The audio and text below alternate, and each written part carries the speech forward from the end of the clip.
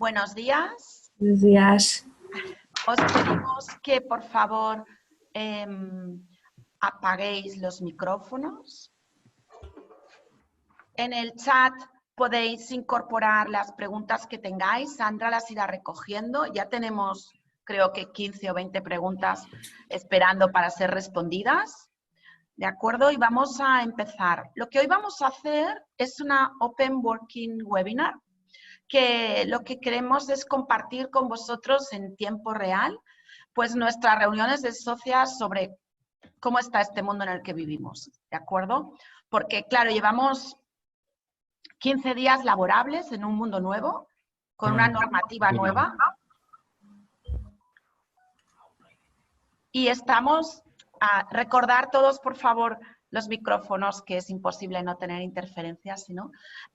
Estamos en un mundo nuevo, las cosas cambian muy rápido, es muy normal.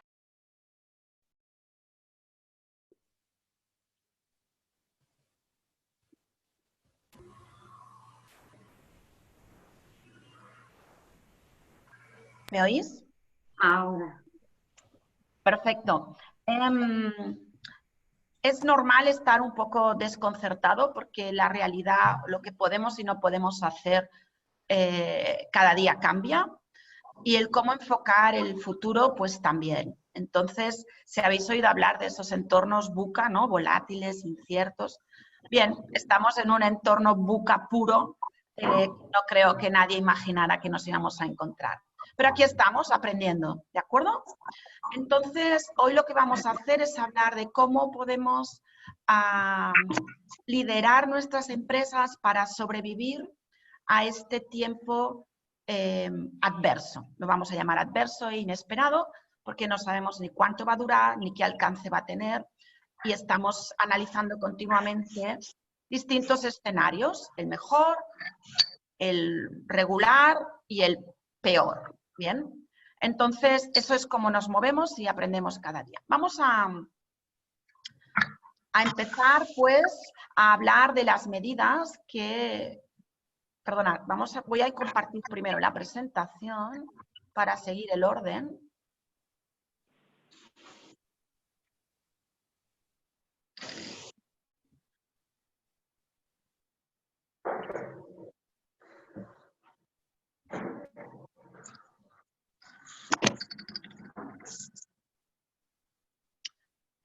Nosotros nos lo enfocamos desde el punto de vista qué podemos hacer nosotros, cada uno de nosotros, para luchar en esta situación, para que superen nuestras empresas el impacto económico. Y si tenemos dos hashtags que nos han aparecido ahora con esta situación, que es ponte en marcha y pagar es vital. Toda nuestra estrategia va alrededor de estas dos ideas. ¿Qué podemos hacer nosotros? Y no nos olvidemos de pagar, porque es muy importante. Hablaremos un poquito de las medidas legales, fiscales y laborales, de la legislación vigente de aplicación actual relevante, es decir, lo que ya teníamos, pero que quizá no habíamos usado ni nos habíamos planteado, de la financiación y la gestión económica, y luego vamos a intentar resolver todas las consultas que tengáis. Voy a presentar esta sesión yo, voy a hacer una parte de los contenidos, los de financiación y gestión económica, y tenemos a Àngels Tadeo, que es nuestra socia de fiscal y laboral, y a Tamara López Puertas, que es la socia de legal, para que nos hablen de esos dos aspectos. ¿De acuerdo? Pues vamos allá. Claro, el ahora, ¿qué es lo que...? Y así un poquito oscuro con el bicho de fondo, es lo que nos plantean las empresas y los clientes que hablan con nosotros. Y nuestra única forma de liderar esto es, bueno, vamos a sentarnos a ver qué marco hay y vamos a ver qué podemos hacer y qué ideas hemos tenido hasta ahora. Nosotros ahora estamos en lo que se llama un entorno de cisne negro. Es una idea de este escritor que os pongo aquí, Nassim Nicolás Taleb, que en 2007 lanza esta idea de un suceso inesperado, que luego todo el mundo dirá que era imaginable, ¿no? Ya hemos visto todos los vídeos de Steve Jobs que decía algo similar en 2015, pero que realmente la gente normal nadie se esperaba. Ni los normales ni los políticos. No nos lo esperábamos. Deberíamos habernoslo esperado, quizá, no lo sé. ¿Y qué genera? Una demanda impredecible, muy alta para algunos sectores que tienen dificultades para atender, la gente de la sanidad, la gente de la alimentación, la gente que trabaja en el e-commerce, están desbordados. Tenemos dificultades físicas y legales para acceder al mercado, para contactar con nuestros clientes y tenemos una incertidumbre en la duración. Y además tenemos una variación constante del contexto, ¿no? La gente de alimentación de repente tiene una demanda muy alta de algunos productos, de repente les cae esa demanda, después les vuelve a repuntar, nadie sabe muy bien el por qué. Entonces no tenemos ninguna posibilidad de tener algo importantísimo que es la predictibilidad de la venta. En el momento en que perdemos la predictibilidad de la venta, estamos desbordados por una realidad que no somos capaces de controlar. Las primeras acciones son mantenerse tranquilo. Ya sé que es difícil, ya sé que es complicado, pero sabéis que en una situación de pánico muchísimas personas mueren por pánico, por las saludes, por la cantidad de gente que se mueve, por ir corriendo de forma desbocada. Y eso pasa con las empresas. Por tanto, lo más importante es respirar, pensar y buscar soluciones y ver si esas son las mejores o no. Hay que controlar las emociones. Por supuesto, hay que mantener y mantenerse a salvo, hay que mantener a los equipos a salvo, hay que mantenerse uno mismo a salvo y a partir de ahí asegurar la supervivencia de la empresa y ver por dónde vamos a empezar. Lo primero que nos ha llegado son toda esa batería de medidas públicas, pero veréis que al final hablaremos que para empezar realmente tenemos que ir a los básicos de nuestro negocio. Luego lo vemos al final, porque emocionalmente lo primero es ¿qué hay? ¿A qué me puedo acoger? ¿De acuerdo? Y ahí ya salen una serie de decretos, el 7, el 8, el 10, el 11 de 2020, que van saliendo en los días y que van cambiando la realidad. Vamos a ver un poco en qué realidad nos están poniendo de una forma interactiva y cuáles son esas grandes medidas y cómo las adoptamos y qué cambios han sufrido pues, con las últimas noticias del permiso retribuido recuperable y las nuevas medidas urgentes complementarias. Tenemos una sensación de que el gobierno va sacando medidas conforme van pasando cosas y que están desordenadas y que no tiene un sistema. No es una sensación, es así, es así. Y no sé si ningún otro gobierno de ningún tipo habría sido capaz de hacer algo ordenado y planificado. Igual mejor, pero ordenado y planificado yo creo que es mucho pedir. Al final, los gobiernos son personas y las planificaciones de estas catástrofes las empezaremos a hacer a partir de hoy, pero no en este momento. Entonces, sí, salen desorientadas, pero también os explicará, por ejemplo, Tamara, qué hace ella cuando no está clara una cosa y cómo se pueden hacer consultas para clarificarlas. Vamos a ver las medidas tributarias, fiscales y laborales, básicamente en dos esquemas, en dos puntos claves, el aplazamiento de impuestos y la gestión de las personas.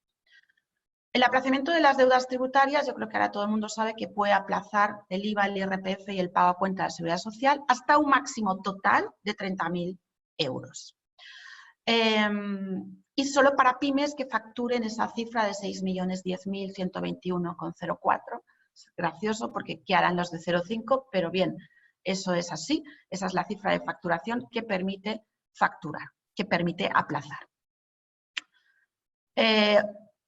Ahora me gustaría, Àngels, que nos comentaras algunas cosas que ya hemos visto y que nos han preguntado estos días sobre estas posibilidades de aplazamiento de las deudas tributarias.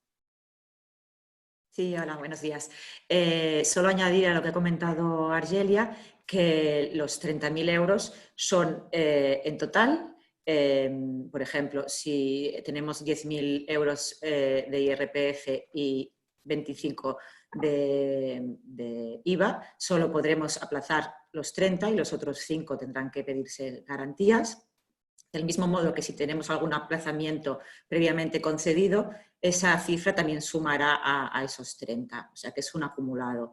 Y después también tener en cuenta que es el aplazamiento que permiten por el Real Decreto es a un solo pago único dentro de 6 meses. Los 3 primeros sin intereses y los 3 siguientes con intereses. Por tanto, no nos permitirá aplazarlo y tener 3 plazos, por ejemplo. No, solo un único plazo dentro de 6 meses. Los que queráis pagarlo antes de estos 6 meses para no tener intereses, tendremos que solicitar una carta de pago. No hay otra manera de hacerlo.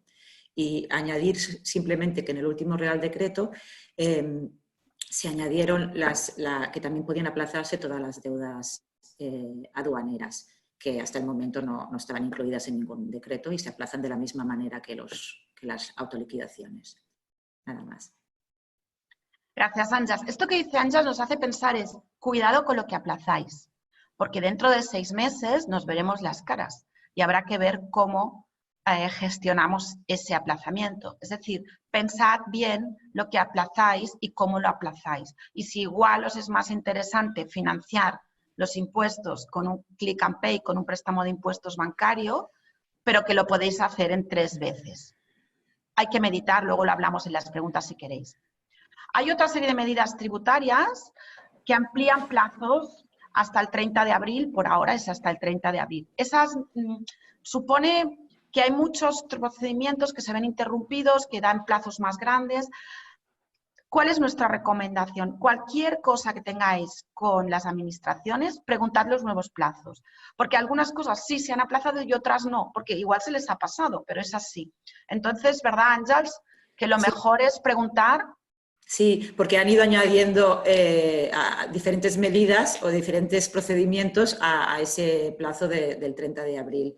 Y solo hay que hacer un inciso que tanto comunidades autónomas como entidades locales se han adherido a esta ampliación de plazos, que hasta ahora alguna comunidad autónoma se había avanzado, pero ahora ya es por Real Decreto todas. Perfecto, entonces la recomendación es verificar los plazos porque han cambiado y hay que ver tema por tema. Pero se mantiene la presentación, y esto es muy importante, del IVA, de las autoliquidaciones y las declaraciones informativas, es decir, de todo aquello que hay que presentar. El IVA, el IRPF, el pago a cuenta del impuesto de sociedades. Hay que presentarlos, ¿de acuerdo? He visto estos días en la prensa que hay una serie de personas que gestionan todavía todas estas cosas en papel y que no llegan a tener las facturas, un 10% aproximadamente. Bien, en estos casos hay que presentar igualmente el IVA y hay que presentarlo todo. Lo que pasa es que, perdona, creo que hay algún micrófono abierto. Sí, los micrófonos, por favor. Sí, gracias. Hay que presentarlo. Si os faltan facturas, no pasa nada. El IVA se puede deducir durante 4 años. Ya llegará el momento de deducirlo. Si lo aplazáis y en la próxima declaración lo ponéis, pues os quedará compensado, ¿de acuerdo? Hasta 31 de marzo no había ninguna referencia a las cuotas de seguridad social que se han pagado a 31 de marzo. Pero a partir del Real Decreto 11/2020 sí que tenemos condiciones para aplazar las cotizaciones de la seguridad social. ¿Verdad, Ángeles? Sí, sí, ¿me oís? Sí. Se han aprobado que realmente podrán aplazarse las cuotas de la seguridad social, pero en la ley no queda suficientemente claro quiénes van a ser realmente los beneficiarios y de qué manera va a poder aplazarse. Estamos a la espera de una orden ministerial que la tienen que aprobar para que quede más clarificado. De momento, lo que podemos intuir es que quedarán aplazadas los pagos de mayo, junio y julio. Es decir, para los autónomos realmente la cuota de mayo, junio y julio, y para las empresas la seguridad social de abril que se paga en mayo, la de junio y la de julio. Pero todavía no queda muy claro quiénes van a ser los beneficiarios. Si van a ser simplemente los que están en los CENAES del primer Real Decreto, bueno, del Real Decreto del Estado donde se aprueba el estado de alarma, o va a ser un poquito más flexible. Tenemos que esperar a la orden ministerial. Y por otra parte, lo que está claro es que no entrarán en estos aplazamientos los que ya están en ERTES o en cese de actividad en el caso de los autónomos, porque en los ERTES de fuerza mayor ya quedan exonerados de pagar la cuota, y no queda claro si una vez se acabe el estado de alarma podrán acogerse, pues, si se acaba en mayo, pues en las cuotas de junio y julio. Esto está por ver. Gracias, Àngels. Vuelvo a insistir, fijaros, ya estamos hablando de nuevos aplazamientos, que os hagáis una buena tesorería, pidáis que os hagan una buena tesorería donde pongamos cómo va a impactar eso, porque dentro de 6 meses, en el mes de septiembre, en el mes de octubre, podemos encontrarnos con una sorpresa muy grande. Así es que hay que ir viendo cómo podemos atender ese tipo de requerimientos.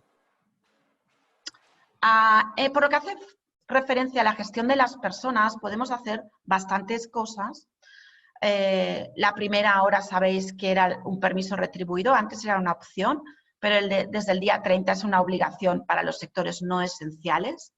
Si hay consultas sobre qué es un sector esencial y qué no, Tamara nos ayudará después a resolverlas. ¿De acuerdo? Podemos dar un permiso no retribuido a las personas. Podemos acordar ajustes de horarios con bolsas de horas. Si hay contratos de obra o servicios, se puede valorar la finalización. Y finalmente podemos tramitar un ERTE, que es un expediente de regulación temporal. Yo creo que ahora, a estos momentos, todo el país sabe lo que es un ERTE. No lo sabíamos casi antes, lo habíamos estudiado en los libros, pero no lo habíamos visto de cerca. Era cosa de grandes empresas. Mi reflexión siempre es que reducir gastos es muy importante, pero conservar empleados que aportan puede ser el secreto de la supervivencia. Y que a veces, si nos lo podemos permitir, vale la pena poner gente, dejar gente que esté investigando nuevos modelos digitales, nuevas tecnologías. Hay que pensar también en mañana. En cuanto a las bajas, sabéis que las bajas médicas se tramitarán en el INS y a efectos de prestación serán tratadas como accidente de trabajo, es decir, que se abonarán desde el primer día. Y el ERTE por fuerza mayor, que se debe justificar, y ahora hablaremos porque seguro que tenéis preguntas, sabéis ya que los trabajadores reciben el desempleo en un 70% de la base, aunque no tengan cotizado suficiente tiempo, y que no consumen paro, y que las empresas menores que tengan menos de 50 trabajadores podrán abonar el 100% de la cotización, mientras que las que tengan más abonarán el 25%.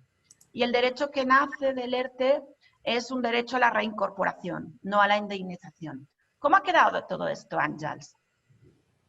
Pues de momento los ERTES de fuerza mayor siempre, o sea, ha habido un pequeño matiz con el tema de la obligación de los permisos retribuidos a todos aquellos trabajadores que estén dentro de sectores no esenciales. Impera ese permiso por encima del ERTE, ya que se ha matizado lo que es la fuerza mayor. Si no se habían presentado ERTES de fuerza, no quiere decir que no se puedan presentar ERTES, se pueden presentar de fuerza mayor, se pueden presentar siempre que no los hayas presentado anteriormente, que ya hay pocos de los que no lo hayan presentado, si es que estaban clarísimo que estaban dentro de los CENAES que se decretaron en el Real Decreto del estado de alarma.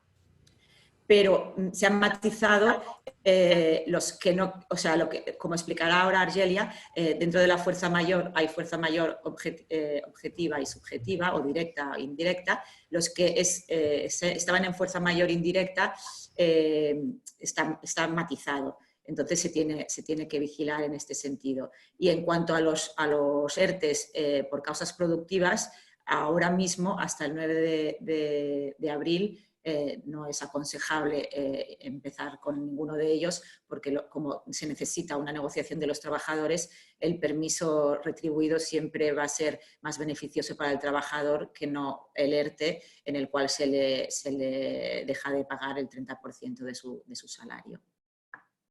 Bueno, creo que Ángel os ha adelantado muchas cosas del ERTE. Vamos a ir pasando un poco todo este concepto de fuerza mayor y las causas. Si luego tenéis preguntas, los ampliamos. Hay un cuadro muy amplio muy comparado por condiciones que os vamos a dejar para poder ir acelerando un poquito en esta presentación y cumplir el tiempo.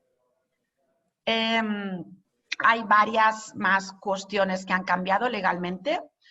Hay unas medidas excepcionales para facilitar el teletrabajo que permiten hacerlo muy rápido. Hay que adaptar la protección de datos y luego hay una serie de cuestiones mercantiles que Tamara nos comenta. Sí, hola, buenos días. Respecto a lo que comenta Argelia, ha habido alguna modificación respecto a los asuntos mercantiles. En primer lugar, imagino que ya lo sabréis, pero las cuentas anuales mientras dure el estado de alarma, pues no hace falta que quedan suspendidas la obligación de formularlas. Una vez finalice el estado de alarma tendremos 3 meses para formularlas y 3 meses más para aprobarlas. Pero si alguno quisiera ya formularlas y ir aprovechando el tiempo, puede hacerlo, no está prohibido.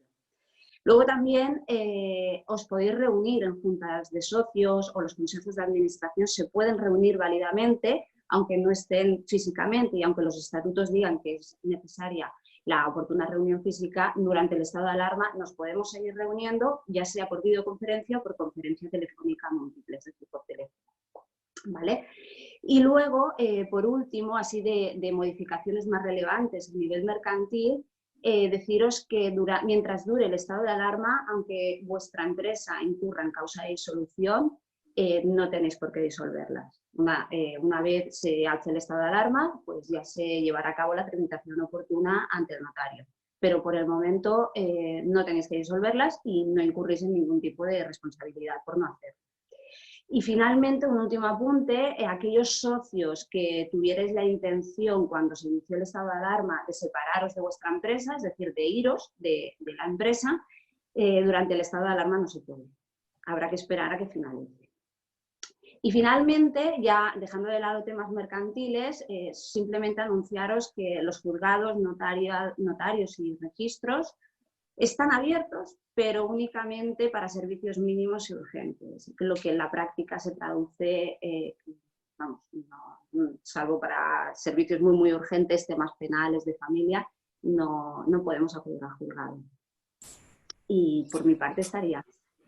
Gracias, Tamara. Hay muchas cuestiones que están vigentes y que hasta ahora no habíamos aplicado o que tenemos olvidadas y que son de mucha aplicación en estos momentos. Ahora hemos recogido con Tamara las preguntas más habituales que nos hacéis llegar y serían estas, ¿no, Tamara? Sí. Como dice Argelia, a nivel, dijéramos, civil, mercantil, pero sobre todo civil, pues no hay ninguna medida nueva. Al final tenemos que ir tirando de lo que tenemos en nuestro Código Civil que data del año 1829. Imaginaros. Pero claro, tenemos que cogernos a algo. Entonces, lo que más os preocupa, y son las preguntas que hemos ido recogiendo de estas semanas, es ¿qué pasa con el contrato de alquiler? Si tengo que estar en casa, confinado, tengo que seguir trabajando. La respuesta es, primero hay que ver qué dice el contrato. Si el contrato contiene alguna previsión al respecto, que sería raro, porque como decía al principio de la sesión Argelia, nadie se esperaba que esto pudiera pasar, pero bueno, si hubiera algún tipo de previsión, pues hay que ver qué dijo el contrato y qué quisieron tanto el propietario como el inquilino pactar a este respecto. Si no dice nada el contrato, que es la mayoría de las ocasiones, os tengo que decir que esa fuerza mayor de la que hemos hablado en el ámbito laboral, en el ámbito civil de los contratos no rige. ¿Por qué? Porque es la obligación del inquilino es una obligación de dinero. Y nuestro legislador nos dice que cuando la obligación consiste en entregar dinero, no se aplica la fuerza mayor. Entonces, ¿qué sucede? Si el contrato no dice nada y no puedo aplicar la fuerza mayor, que implicaría la fuerza mayor suspender el contrato, es decir, no tengo que pagar, ¿qué nos queda? Pues nos queda pactar con el propietario. No hay otra. Hay que pactar. Los pactos que estamos cerrando estas semanas, os lo puedo poner como ejemplo, van desde, oye, 50% de la renta mientras dure el estado de alarma, o bien 50% y además me suspendes el pago hasta que finalice el estado de alarma, porque es que yo no abro mi negocio. Al final, los propietarios se están aviniendo a llegar a acuerdos porque, claro, es que no hay otra. Cuando no abres tu actividad y no hay dinero, no lo vas a pintar. Pero sobre todo, no impaguéis, pactad. Y cuando hayáis pactado, se recoge en un documento muy sencillo diciendo cómo queda la renta y cómo se va a pagar. Son 4 líneas. Y a partir de ahí, pues a sobrevivir como podamos. Luego también... Tamara, soc la Joana. Hola, Joana. Hola, què tal? Si Dime. puc aportar una mica d'informació sobre aquest tema, perquè 150 de pactats, ¿vale?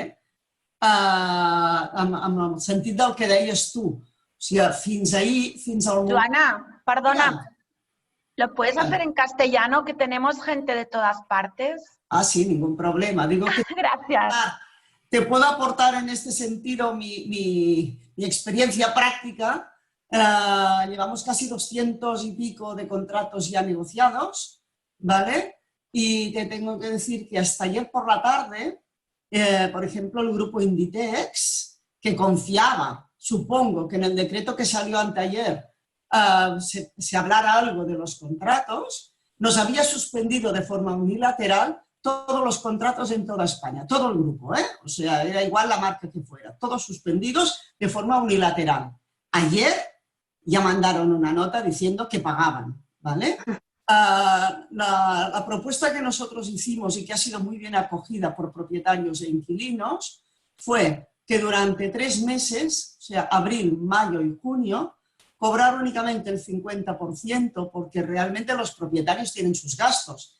Y yo no quiero entrar en cadena, que luego nos dejen de pagar la comunidad de propietarios, porque luego tenemos un problema en la comunidad de propietarios, tienen sus IRES, etc. Y el otro 50% de este segundo trimestre, que lo paguen prorrateado durante el primer trimestre del año que viene. Y la verdad es que los estamos pactando todos. Creo que en este momento solo hay 2 casos que no han querido pactar. Estamos en la firma de documentos y bien, ¿eh? O sea que, pero es lo que decías tú, hay que ir al pacto. El propietario no tiene ningún interés de perder un inquilino. Perder un inquilino hoy es perder una renta durante meses, porque vamos a salir tocados de esta y tú no vas a alquilar locales, para nada. Y han entrado en razón por la vía directa del miedo, así de claro, ¿vale? Sí, muchas gracias, Joana. Pues continuando con los contratos en general, con proveedores y con clientes, os digo lo mismo.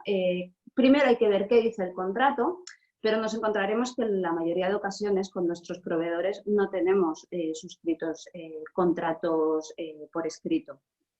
Entonces, ahí tenemos que acudir a lo que dice nuestro Código Civil y aquí diferenciaremos si es una obligación de dar o de prestar, es decir, de hacer algo, si es posible, si durante el estado de alarma es posible la ejecución de esa obligación, si puedo cumplir.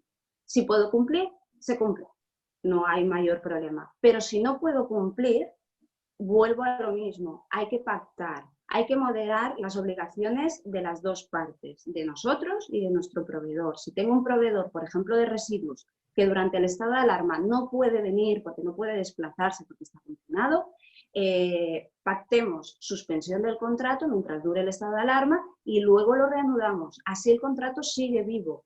El proveedor sigue teniendo al cliente, nosotros seguimos teniendo al proveedor, pero no nos ha prestado el servicio durante este periodo de tiempo. Este es un ejemplo, pero hay que ver caso por caso.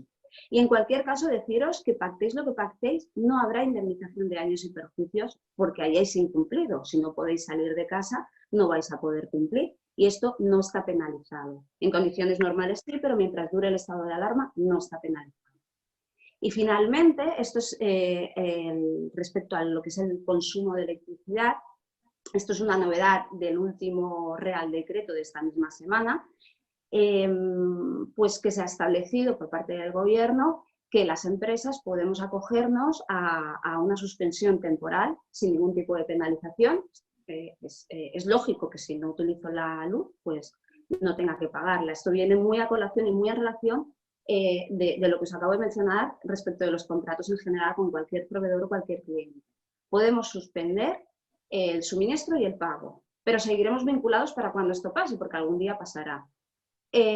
Podemos también modificar en el contrato porque es posible que ahora trabajemos, pero en mucha menor medida que antes. Podemos pedir que se reduzca y se adapte todo al nuevo consumo y pagaremos en función de este nuevo consumo. Y finalmente, de forma acumulativa a las anteriores, podemos pedir la suspensión del pago de las facturas para dentro de los 6 meses siguientes. Esto, aquí yo me reitero en lo que ha dicho Argelia. Está muy bien ir aplazando, está muy bien ir suspendiendo, pero tener controlada la tesorería para que de aquí a 6 meses no tengamos un problema de impago. Y Tamara, el concurso de acreedores, ¿no?, que vuelve a ser protagonista. Sí. Argelia en un momento os explicará que es importantísimo controlar la tesorería en estos momentos. En condiciones normales, Argelia siempre nos insiste en la importancia de la tesorería, pero ahora mismo más que nunca, porque es lo que va a garantizar la supervivencia de nuestra empresa. Hay que controlarla. Oye, la forma más sencilla posible, un Excel con 4 números, pero controlar lo que vamos a poder pagar y lo que no podemos pagar se paga. ¿Vale? Porque no va a venir nadie, ni siquiera ni el gobierno ni el Estado, nadie va a venir a ayudarnos en esto. Como mucho, pues vuestros asesores, pero lo tenemos que hacer. Si la primera opción siempre es la obtención de la financiación bancaria. Al final la banca tiene que ayudarnos a pasar este trámite. Pero ¿y si no llega? Porque hay empresas o por determinadas circunstancias pues no les va a llegar esa financiación o bien que no va a haber para todos. No se sabe, es que no se sabe. Y preveemos que no podemos pagar en ese cuadro que os he dicho. Vemos que el mes que viene no podemos pagar. Pues oye, no pasa nada. Existe el concurso de acreedores, afortunadamente, y no veáis el concurso de acreedores como que nos vamos a liquidación y me quedo sin empresa, para nada. Existe el concurso y existe el concurso con viabilidad de la empresa. Es decir, la finalidad última del concurso no es cargarse las empresas, la finalidad última del concurso es que éstas sobrevivan. Entonces, ¿cuándo lo tenemos que pedir legalmente? Pues a raíz de la nueva normativa dictada durante el estado de alarma son 2 meses desde la finalización del estado de alarma. La recomendación que nosotros hacemos es que es mejor hacerlo nosotros que esperar a que lo haga un acreedor. ¿Por qué? Porque si un acreedor se adelanta, el concurso se califica como culpable y a todo aquello que no llegue la sociedad con sus bienes y con sus máquinas, tendrá que llegar el patrimonio personal del gerente. ¿Vale? Entonces, salvo las deudas que generemos en este estado de alarma. Entonces, yo os animo a que si tenéis esta situación, presentéis concurso, no esperéis a que lo haga un acreedor, porque no os merece la pena.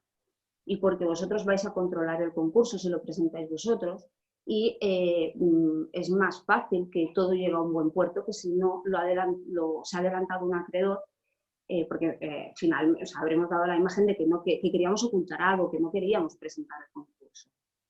¿Qué ventajas tiene el concurso? Pues que la empresa seguirá viva, tendrá futuro, o el futuro que nos depare. Y sobre todo, además de que tendremos nuestra empresa de siempre viva, protegeremos nuestra casa, protegeremos nuestros bienes, tanto presentes como futuros. Y durante la pregunta del millón, durante el estado de alarma, ¿qué hago? Durante el estado de alarma la ley nos dice que podemos no solicitarlo, ¿vale? Los acreedores nuestros no lo van a poder solicitar durante el estado de alarma, pero nosotros sí, la ley te dice, puedes no hacerlo, pero si quieres puedes hacerlo, ¿vale? O sea, nos da la opción. Yo os puedo decir que, según estuve consultando esta semana, ya hay miles, el otro día iban por 3.000 concursos ya presentados en los juzgados de lo mercantil. No se les va a dar tramitación, pero sí que es cierto que ya están allí presentados y que cuanto antes lo presente, antes se le dará trámite. Tened en cuenta que cuando todo esto pase, la Administración de Justicia va a estar colapsada. Así que si tardamos mucho, más tardará en tramitarlo. ¿Y qué implica? Que mientras lo tramitan, la pregunta del millón, ¿qué hago mientras? ¿Cómo? Pues cuanto antes lo presentemos mejor. Y tenemos que verlo como algo positivo. Si el banco no nos ayuda, no pasa nada. Gracias, Tamara. Vamos a esperar que el banco nos ayude porque va a ser más fácil, ¿eh? Las cosas como son y vamos a estar más felices. Tamara, eso tienes que reconocerlo. ¿De acuerdo? Sale una serie de medidas de financiación para luchar contra el principal riesgo que las consecuencias económicas del coronavirus trae, que es la cadena de impagos y es no cumplir con las obligaciones. Fijaros que todas las personas sensatas, todos los profesionales sensatos os van a decir paga, negocia, pero paga. Todos tenemos que pagar y si no podemos hablar y buscar una manera, pues 20%, 20%, es igual. Busquemos la manera de cumplir con las obligaciones porque si no, generaremos una catástrofe en cadena y una crisis mucho más grande de la que se podría generar. Vamos a ver cómo tenemos qué hay en los bancos cuando uno va, ¿no? Tenemos el icoturismo, ese icoturismo de 400.000 millones, pues, no, perdón, creo que son 400 millones, perdonadme. Ese está casi agotado, si no totalmente, y era solo para los CNAEs del turismo. Después la famosa línea de avales, la línea de avales tiene forma de préstamo en el banco, ¿vale? Cuando sale la lista de avales, todo el mundo empieza a preguntar, ¿cómo pedimos el aval? Pues pedimos el aval de dos maneras, a través de las líneas ICO de financiación ya existentes, que se amplían, o a través de unas nuevas líneas, que son las famosas que habéis oído. Y esas famosas líneas van acompañadas en el Real Decreto de una línea de cobertura de riesgos de internacionalización, de la que no se está hablando mucho, pero que la quiero poner aquí para aquellos empresarios que son exportadores, que son pymes exportadoras, porque hay garantías especiales para la exportación. 2.000 millones de euros con cargo al Fondo de Reserva de los Riesgos de la Internacionalización. Y cubre todo tipo de operaciones, pero tienes que ser una exportadora clara en los últimos 4 años. ¿Qué encontramos si vamos al banco, ¿no? La cosa práctica que todo el mundo que nos conoce espera encontrar. Nosotros tenemos que deciros, sin miedo a complejos, que llevamos negociando 10 días laborables de estos 15 días, así es que somos unas expertas negociadoras en tiempos de coronavirus y que nos hemos encontrado cosas muy curiosas y diferentes. Y os vamos a explicar. Primero, los bancos están haciendo listas, reservas, pero los acuerdos se van a firmar el lunes seguramente. Han estado discutiendo mucho tiempo qué aval, pero sí que hay que ponerse en esa cola de espera. ¿De acuerdo? Hay bancos que ya te dicen que tienen esos primeros fondos que llegan agotados, o sea, repartidos. Los fondos están intentando repartirlos de forma equitativa entre sus clientes de acuerdo con su rating. Esos primeros 20.000 millones, 10.000 millones para las pymes. Están aquí abiertos a todos los CNAEs. Cada cliente puede disponer de un máximo de 1,5 millones de euros. Pero eso depende de tu volumen y de tu capacidad. Tiene un aval del 80% del aval, pero ojo, te van a pedir el tuyo personal. Si no te lo pedían en tiempo, te lo van a pedir ahora. No excluye. Serán préstamos, son préstamos o también hay líneas de crédito, hay diferentes modalidades según las entidades, a un plazo de 5 años, con la posibilidad de 1 año de carencia. Muy interesante el año de carencia, porque a diferencia de lo que hablábamos de los otros aplazamientos, aquí pagas intereses, pero no tienes acumuladas muchas cuotas, ¿de acuerdo? O sea que vale mejor pedir un préstamo y pagar las deudas de la seguridad social y los impuestos y no acumularlo porque será más difícil después. En cambio, con el préstamo, pues igual puedes ir pagando. El coste de apertura era 0, pero ya empezamos a ver costes de apertura del 0,5. Sigue estando bien, pero empezamos a ver costes de apertura del 0,5, que incluye a veces la comisión de estudio. Este tipo fijo que la gente ha oído sobre el 2%, lo estamos empezando a ver hasta el 4,5% por ahora, según las entidades y el rating de las empresas. Cuanto peor sea tu situación preexistente, más caro, porque tu rating es peor. El rating es la manera como te evalúan los bancos. Todos tenemos uno. Todas nuestras empresas tienen. Entonces, tal y como te evalúan, te ponen el tipo de interés porque corren más riesgo. Eso es una ley financiera. Es decir, cuanto peor estás, más te cobro. Ya sé que no es una ley emocional humana, que es cuanto peor estoy, más me deberías ayudar. Pero recordad lo que siempre os digo, que es que el banco no es una madre, ni una amiga, ni un marido. No. Los bancos son bancos, están ahí para proteger el riesgo de las personas que han puesto dinero. ¿De acuerdo? Y por tanto, cuanto más necesites y cuanto peor estés, más te van a cobrar. Una de las cosas que os tengo que decir es que, desafortunadamente, nos vamos a encontrar con una realidad y es que los bancos aplican lo mismo que se está aplicando en la sanidad. Si creen que no hay nada que hacer, no te van a dar financiación. Están guardando la financiación para los buenos clientes. O sea, las patologías preexistentes penalizan. Pero no, que nadie se desespere porque siempre hay la manera de encontrar una solución. Y eso va a ser así, sobre todo en estas primeras entregas de avales. A mañana se firmarán estos 20.000 millones, el lunes, mañana laborable, y veremos la siguiente que venga cómo va a ir. Así es que conforme se vayan cubriendo cosas, irán llegando pues condiciones más abiertas. Lo que es importante es que entendáis que esto está abierto y que no hay muchas reglas, más que las que ha marcado el gobierno. Se está luchando por un coste de cancelación anticipada entre el 0 y el 1% o directamente el 0. No está cerrado. Se podrá retrotraer a operaciones firmadas desde el 18 de marzo y se prevé que no sea necesario ir al notario por importes inferiores a 100.000. Y se prevé que el abono del préstamo sea entre 24 y 48 horas después de las comprobaciones que haya hecho el ICO. El ICO es lo único que hay en los bancos ahora, aparte de los productos propios. El ICF no está llegando todavía, ¿vale? Para Cataluña, el Institut Català de Finanzas tiene una financiación, pero no la está arbitrando todavía. Y el Banco Central Europeo también está previsto que haya llegar a las pymes financiación, pero todavía no está llegando. Todo va a ir llegando. Va a ir llegando seguro. Hay ya un principio de acuerdo en Europa, que era lo más importante, y irá llegando. Pero requiere tiempo. Y ya sé que todos estáis inquietos porque el tiempo es lo que no tienen las empresas. Solo deciros que hay un plan que se llama Acelera, no es para hoy, es para dentro de unas semanas, pero muy importante porque la luz está ahí. La luz está en los nuevos modelos de negocio. Fijaros que en el estado de alarma, cualquier cosa que se hace a través de Internet es un servicio esencial.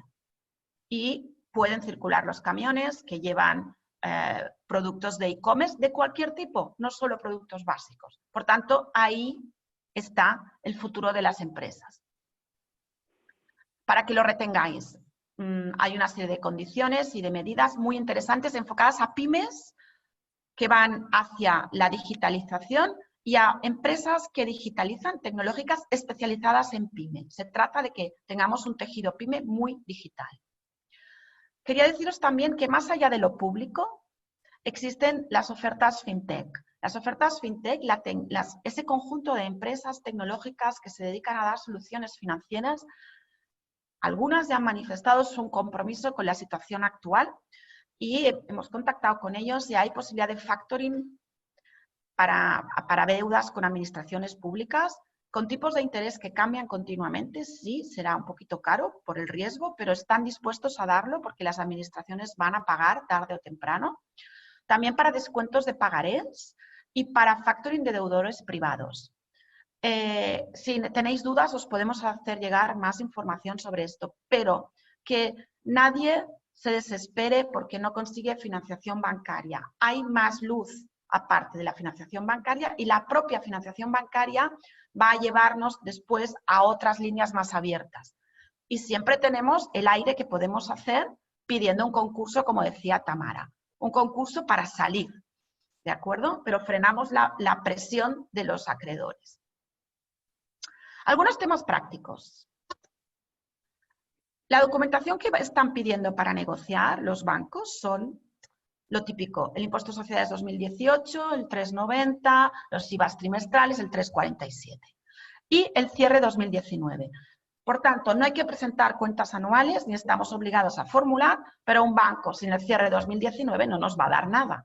Así es que hay que cerrar 2019 de una forma más o menos ajustada a lo que luego será. Ese cierre de 2019 es importante. Y luego hay que preparar un plan de contingencia y una previsión de tesorería a 6-12 meses. El plan de contingencia no es más que qué vas a hacer ahora que está todo tan liado, ¿vale? Eso es, teníamos un presupuesto, olvidémonos del presupuesto, es una base para la reflexión, pero tomemos nuestro cierre de febrero, pongamos las columnitas de los meses, marzo, abril, mayo, veamos mes a mes qué estamos haciendo, qué estamos vendiendo, qué hemos hecho en marzo, qué están haciendo los clientes y los gastos tal y como los hemos podido dejar, cómo han ajustado a las personas, cómo han ajustado a los alquileres, cómo hemos reducido gastos diversos, pues los desplazamientos, en muchas empresas los desplazamientos bajarán, una buena noticia. Lo tratamos nosotros técnicamente como un plan de viabilidad, que es lo que estamos haciendo. Hacemos esas cuentas de resultados estimadas. Ya sé que es difícil, ¿eh? Todo el mundo me dice, es muy difícil. ¿Cómo empiezo? Pues nada, como un presupuesto base cero, coges y dices, bueno, no sé qué voy a vender, lo cojo por líneas de negocio, lo cojo por clientes, lo cojo por lo que sé seguro que estoy vendiendo y empiezo a estimar. No os preocupéis de la perfección. La suma de las pequeñas estimaciones por concepto puestas en los meses nos va a llevar a un buen resultado. Buen resultado me refiero más o menos ajustado a la realidad. El resultado no acostumbra a ser bueno al final, pero eso nos pasa a todos. A partir de ahí tenemos que convertir esos ingresos y gastos esperados en cobros y pagos. Partimos del saldo que tenemos seguro en los bancos y vemos qué previsión de cobro. Claro, antes hemos estimado que vamos a facturar. Ahora tenemos que pensar de eso que facturaremos, qué cobraremos. Volvemos al e-commerce y volvemos a las soluciones digitales. No os olvidéis que se pagan antes de que se entreguen. Otra de las virtudes de los temas digitales. Eso lo dejo ahí para la reflexión. Y las previsiones de pagos que tenemos, que ahí entran todas las negociaciones. Va a ser complicado, porque vamos a pagar el 50% del alquiler en 3 meses a partir del mes 7. Bueno, requiere que vosotros hagáis un trabajo detallado. Tenemos que revisar todas las condiciones que se nos puedan haber pasado y hacer un formato sin financiación.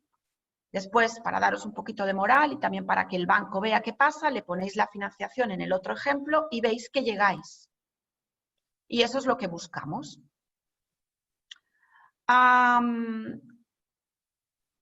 Os decía al principio que hay que ir a los básicos, que el plan no es qué va a hacer el gobierno por nosotros, el plan es qué vamos a hacer nosotros para que esto funcione. Y es así. Y siempre será así, porque el gobierno puede hacer medidas, pero el gobierno tiene una prioridad inicial que es la sanitaria y una prioridad aún después que es la económica. Pero ahí tenemos que estar nosotros, la iniciativa privada, que igual que está dando mucho soporte a la sanidad, esté liderando las soluciones a las empresas, porque para eso está la sociedad civil. Y tenemos que repasar cuáles son las claves de nuestro negocio, que podríamos decir que básicamente son 4 cosas que tenemos que tener claras. Los clientes. Es decir, la recomendación que hemos estado dando desde el principio es llama a tus clientes, todos, uno por uno. Ya sé que hay gente que no puede, pero a los principales, ¿qué hacen tus clientes? ¿Cómo están tus clientes? ¿Qué necesitan tus clientes? Con eso sabrás qué necesitan, qué les puedo vender, que a lo mejor es diferente de lo que les vendo normalmente. Nos pasa a todos que estamos vendiendo otras cosas. Y sabemos cómo están para ver si van a poder pagar. Y te puedes empezar a hacer una idea de qué te espera en ventas y en cobros. Muy importante. Y además estás ahí con ellos, conservando tu relación con tus clientes y aprendiendo qué necesitan ahora. ¿Qué les tienes que dar ahora? ¿Qué necesitan? ¿Cómo los ayudas? Pensar una cosa. Nos salvaremos todos si se salvan nuestros clientes y los clientes de nuestros clientes. Y ahí es donde tenemos que estar. Pero después, para atender a nuestros clientes, necesitamos a nuestro equipo. Necesitamos que funcionen las operaciones, las personas. Las personas, nuestro equipo es vital. Nuestro equipo tiene que estar en teletrabajo pues, con un gran soporte emocional y con un gran soporte de nueva organización de trabajo y con un soporte técnico. y tenemos que ver cómo conseguimos que sigan funcionando. Si no pueden trabajar en teletrabajo, necesitarán soporte en cuanto a medidas de sanidad, de seguridad, y hay que cuidar a todo ese equipo. Y hay que ver cómo vamos a minimizar el impacto que puedan tener. Eso es también muy importante. Hay que tomar medidas cuando hay que tomarlas, pero no enviar a todo el mundo a casa no ayuda mucho al futuro de los negocios. Tiene que ser siempre una medida puntual. Tenemos que seguir controlando qué productos y qué servicios y qué márgenes nos generan. Rápidamente, yo os tengo que decir, y hay gente que lo sabe porque me ha pedido presupuestos, envío un presupuesto en un mail. Ya no puedo hacer presupuestos formales, porque no puedo, no tenemos tiempo material, estamos desbordados de trabajo. Y eso es lo que os digo, hay que cambiar cosas que hacemos, hay que hacerlas de otra manera, hay que servir de otra manera, pero aunque hagas un presupuesto por un mail en 5 minutos, ese cliente nuevo tiene que estar atendido ya, ese mismo día seguramente, dándole soluciones, porque necesita su financiación, necesita lo que necesite. Entonces, tenemos que priorizar las cosas importantes, sin perder de vista que aunque sean 3 líneas, hay que seguir haciendo presupuestos, seguir informando, seguir teniendo en cuenta cómo están quedando las cosas. Y es difícil porque sé que muchos de nosotros estamos haciendo nuevos servicios, porque es lo que nos pide el mercado. Pero tenéis que seguir teniendo en cuenta cómo. Y a esto es aparte, tener presente también, y creo que es muy importante, los valores éticos de que todos los servicios nuevos que hacemos ahora tienen que estar adecuados a la situación de las personas y no podemos caer de ninguna manera en especulación porque aquel servicio sea escaso y hay que cuidarlo mucho. Creo que eso sí también es una responsabilidad que tenemos. Y al final llegaremos a los resultados, a los pagos y a los cobros y a la caja que hay. Y me dirás, lo último, no. Lo primero es tener caja, ¿de acuerdo? Ahora lo pongo en orden, pero esas son las 4 claves que tenemos que mover. La caja es lo primero que tenemos que vigilar. Tenemos que hacer una previsión de tesorería que nos permita ver cómo vamos a corto plazo cumpliendo compromisos, porque es lo más importante. Lo siguiente que es, pues generar más caja y por tanto, clientes. Para atender a los clientes tenemos que tener a las personas trabajando en condiciones y eso nos permitirá generar resultados, quizá más bajos, quizá inferiores, quizá en otras condiciones, pero esa rueda es la que tenemos que mantener. Y no tenemos que estar tan preocupados por las medidas legales, que para eso podemos pedir ayuda a nuestros asesores, como en nuestro negocio. O sea, la semana pasada había personas que me decían, ¡ay, qué buena idea llamar a los clientes! No, qué buena idea, no. ¡Ay, que ya lo tenías que haber llamado hace 9 días! Tenemos que estar ahí centrados en nuestro negocio, en nuestros clientes. ¿Qué necesitan? ¿Cómo los podemos ayudar? Porque eso es lo que nos permitirá sobrevivir como sistema económico. Así que nuestras reflexiones son: recupera el presupuesto, calcula tu nueva previsión de cierre, mantén al día tu previsión de tesorería, cuantifica tus necesidades a corto, sé prudente, negocia ya, o sea, negociar es ya, supongo que muchos ya habéis negociado, ya hay que estar en esas listas que tienen los bancos, si no estáis, estar hoy es importante, rematar ese trabajo. Y a pasado mañana os digo, trabajar las capacidades digitales, el teletrabajo, el social selling que nos permitirá seguir vendiendo. Es muy importante, el social selling es esa venta que hacemos a través de las redes sociales, es básico porque es el único canal que nos ha quedado. Las operaciones hay también que digitalizarlas, veis los medios de pago, todos pagamos ya con el reloj, con el reloj, con el móvil, como sea. ¿Por qué? Porque es que necesitamos esa tecnología y apliquemos medidas a nuestro modelo de negocio, aunque eso lo dejaremos para una próxima sesión de modificación que hablaremos de esto porque vamos súper mal de tiempo. Y pasamos ya a las preguntas. Sandra, ¿puedes tú tomar el control de las preguntas? Vamos. A ver. ¿Cómo lidiar con clientes que te mandan cartas de suspensión de pagos? Suspensión, Sandra, perdona, ¿eh? Suspensión te refieres a que dicen que no pagan, ¿eh? Vale, sí. ¿Qué hacemos? Lo que estamos haciendo es, les enviamos una carta de vuelta, un mail, y les decimos, oye, mira, no, esto no es así, entendemos que tienes problemas, entendemos que ahora es una situación difícil para todos, Y entendemos que de alguna manera la reacción ante algo desconocido es el pánico. Pero nosotros, como empresarios responsables que debemos ser, porque ahora es cuando hay que hacer todo el esfuerzo de liderazgo, no podemos incumplir pagos de esta forma. Tenemos que reflexionar sobre cómo vamos a atender los pagos. Bueno, empezamos a enviar esas cartas tan emocionales y apelando a la ética, pensando que nos iban a llamar Happy Flowers, pues han funcionado todas. La gente nos dice, ah, sí, es verdad, pero los clientes de nuestros clientes, sí, tienes razón, vamos a hablar de cómo vamos a hacer esto.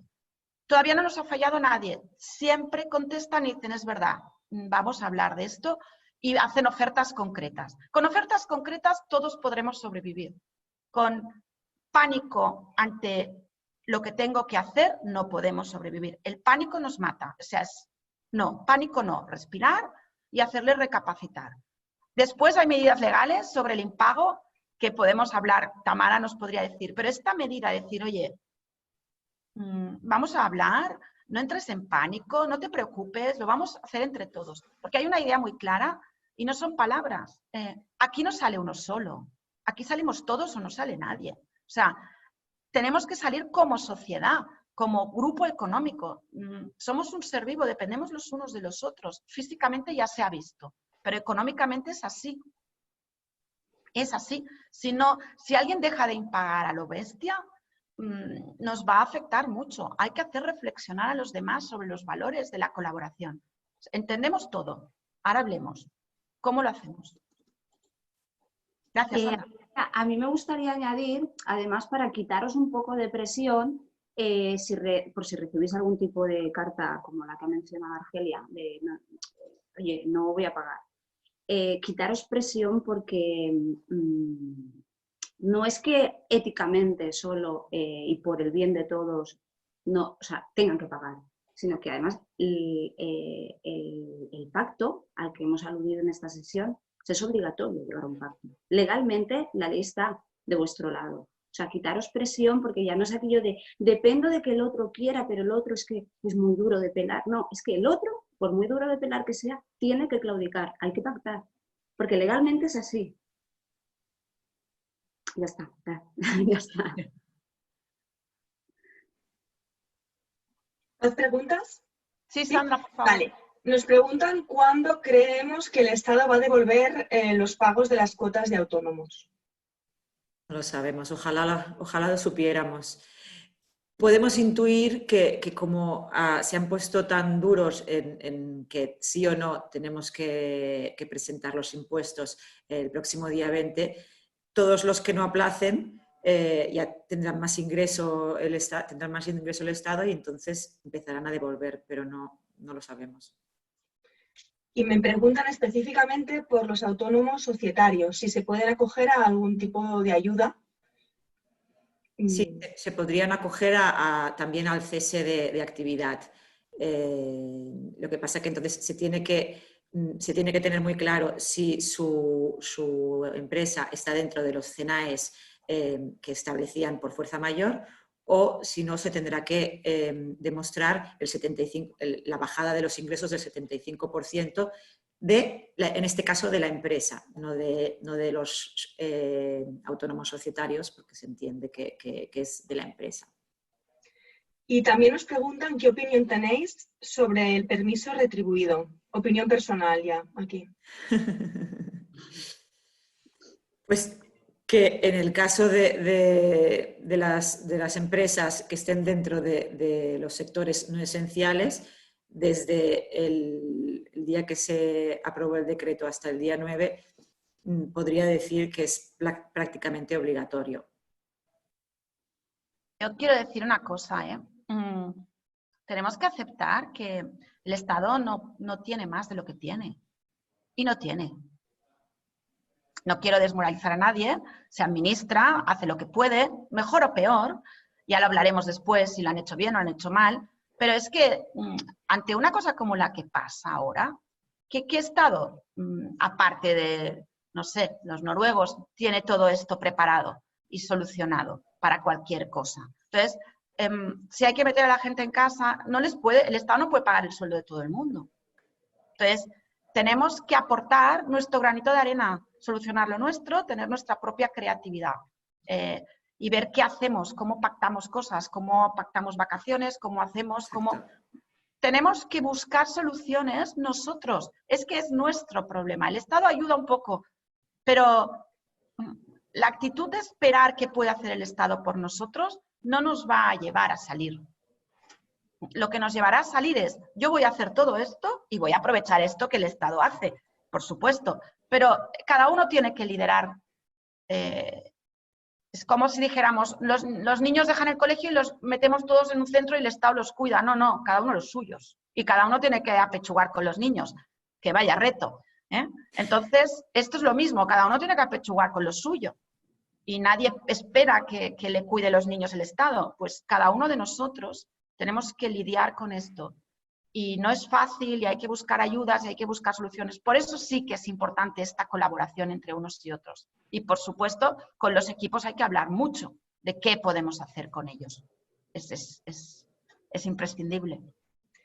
Nueva pregunta, a ver, no sé si habrá más empresas que les ocurra esta situación. Me comentan, tengo un trabajador que ha sido padre, la empresa hizo la parte del trámite que le correspondía, pero al trabajador le pilló con las oficinas cerradas y no ha podido hacer su parte del trámite para cobrar la prestación de paternidad.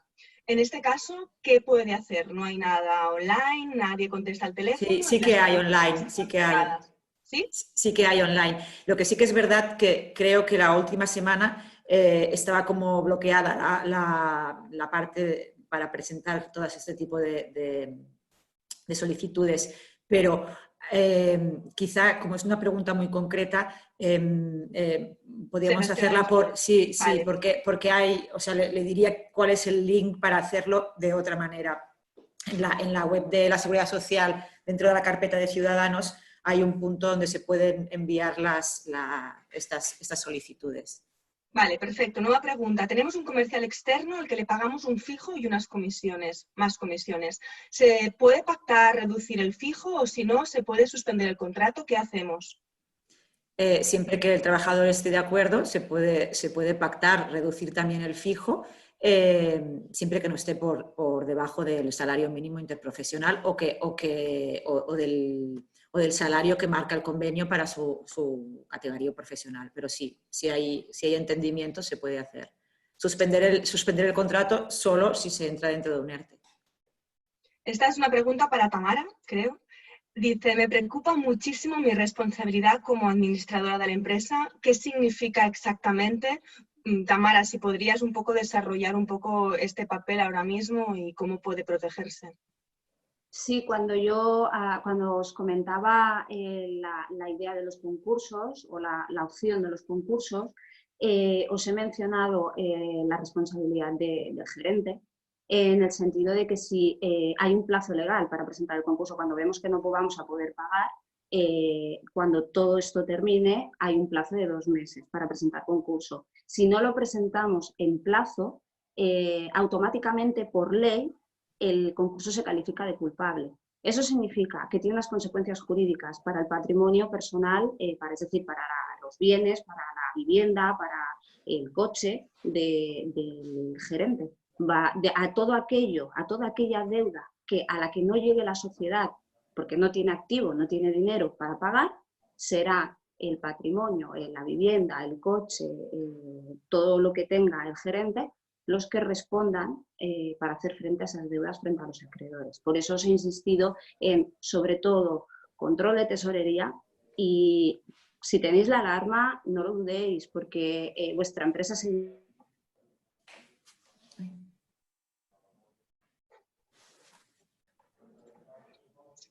Hemos perdido a Tamara. Uy, ¿qué ha pasado? Has vuelto, Tamara. Sigue con las preguntas y luego las recuperamos. Vale. Sí. Ya la veo, está aquí abajo. Sí, estoy.